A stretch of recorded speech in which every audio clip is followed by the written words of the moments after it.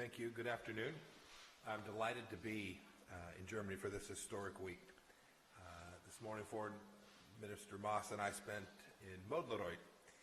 We were vividly reminded of the painful separation that was caused by the wall. We saw guard towers, bunkers, remains of the very structure President Reagan called the scar of a wall.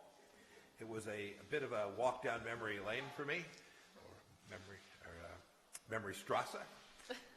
You could say I saw a piece of history that I was a tiny little part of back in the late 1980s. There was a plaque honoring American troops who protected peace and freedom in Western Europe. I was proud to play that small role. I think it's indicative of the incredible important relationship between our two countries over decades and decades and decades and decades as we move forward together as well. As you said, Heiko, in a little while I'll continue my visit here in Leipzig. We'll visit St. Nicholas Church, a sacred birthplace of German freedom. I'll talk with some of the brave demonstrators who, 30 years ago, helped bring down the wall that divided people. We'll then have a chance to visit the Halle Synagogue, the site of the vicious anti-Semitic attack just last month on Yom Kippur. A sickening reminder of how there remains much work to be done, and the vigilance in the fight for religious freedom remains an imperative for each of our two countries. You know, the events of 1989 remind me of what binds us, our two countries, free societies, transatlantic allies, and friends.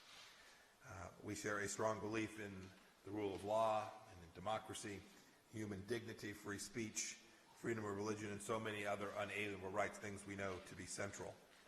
These values link us together as people and as nations, and they define our foreign policy choices. Not all nations share these liberal values. I spoke last week in New York City about the nature of how Chinese Communist Party, China's governing entity, views the world, and we should speak frankly about such things. I know Germany, too, is facing its decision about how to handle its telecommunications network. This isn't just a simple decision. It's complicated, but it comes in the face of the challenges that are presented by the Chinese Communist Party.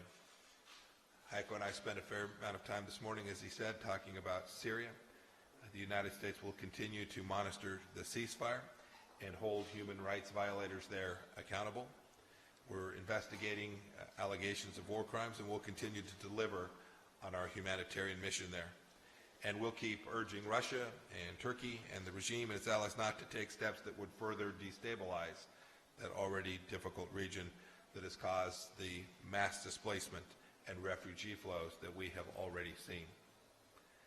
I know, too, that Germany prides itself on being an important and valuable multilateral partner, and I express my deep appreciation for Germany's commitment to multilateral efforts that are in both our interests as well as in Europe's interests. Germany has been a great partner in supporting our efforts to attempt to denuclearize North Korea. You've maintained pressure on Russia to meet its commitments to implement the Minsk agreements. You've stood alongside the United States and many European partners trying to achieve democracy in Venezuela. And in September, you stood along with France and the United Kingdom in ascribing responsibility for the Iran attacks, or for the attacks by Iran on Saudi oil facilities. Each of these issues has at its core the mission of protecting unalienable rights and human dignity, something that communists of East Germany failed to do for so many years. I look forward to working with you, Heiko, to protect our shared values. There's no better way to do that than to be here to remember the victory of 1989. Heiko, thank you for hosting me on this very memorable visit. I will certainly never forget it. Thank you.